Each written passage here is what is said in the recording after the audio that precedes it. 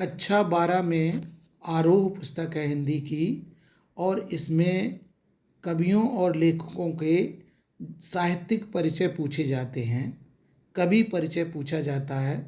तो आज का जो कवि परिचय है वो है हरिवंश राय बच्चन जी का। हरिवंश राय बच्चन जी का जन्म हुआ था सन 1907 ईस्वी में इलाहाबाद, उत्तर प्रदेश में। और आपकी जो प्रमुख रचनाएं थीं, वो जो सबसे प्रमुख रचना है वो मधुशाला ही है। और इसके अलावा मधुबाला, मधुकलश, निशा निमंत्रण, एकांत संगीत, आकुल अंतर, मिलन यामिनी, सतरंगिणी, आरती और अंगारे, नए पुराने झरोखे, टूटी फूटी कड़ियाँ, ये सब काव्य संग्रह हैं। इसके अतिरिक्त क्या भूलूं क्या याद करूं, नीड़ का निर्माण फिर, बसेरे से दूर, 10 द्वार से सोपान तक, ये आत्मकथा के 4 खंड हैं। इसके अतिरिक्त हेमलेट, जनगीता, मैकबेथ, ये ट्रांसलेट किए, अनुवाद किए हैं। और प्रवासी की डायरी, एक डायरी लेखन की है। उनका निधन हुआ सन 2003 मुंबई में, उनके बेटे के पास रह रहे थे वो।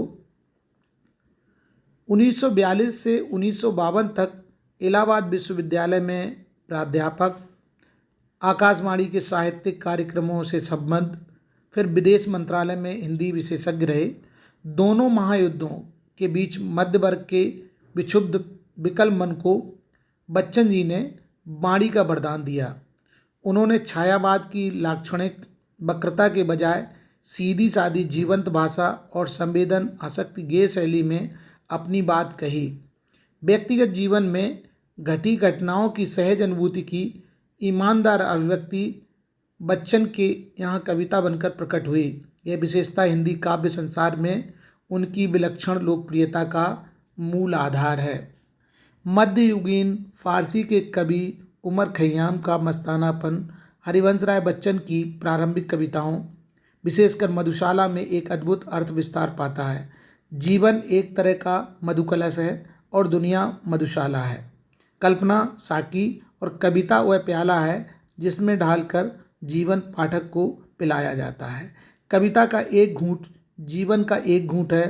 पूरी तन्मयता से जीवन का घूंट भरे, कड़वा खट्टा भी सहज भाव से स्वीकार करें तो अंततः एक सूफियाना सी बेख्याली मन पर छाएगी।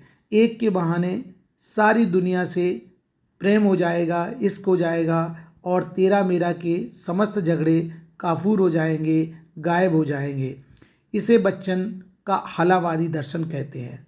तो यहाँ पर ये बता देना भी उचित होगा कि हिंदी के सबसे प्रसिद्ध हलावादी कवि हैं वो हैं हरिवंश राय बच्चन जी। इसके अतिरिक्त ध्यान देने वाली बात है कि उनकी युगबोध संबंधी कविताएं जो बाद में लिखी गई हैं उनका मूल्यांकन उतना नहीं हुआ जितना उनकी हलावादी विचारधारा का। बच्चन का कवि रूप सबसे विख्यात है, पर उन्होंने गद्यात्मक गद्य भी लिखे हैं। कहानी, नाटक, डायरी के साथ बेहतरीन आत्मकथा भी लिखी है जो ईमानदार आत्मस्वीकृति और प्रांजल शैली के कारण बहुत ज़्यादा पढ़ने योग्य बनी है।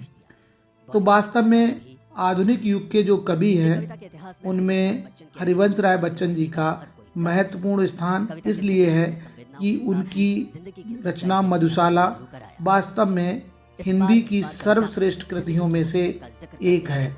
इसके अतिरिक्त उनका पूरा का पूरा काव्य निश्चित रूप से अन्य कवियों से उन्हें अलग करता है और हलावादी दर्शन हमें देता है।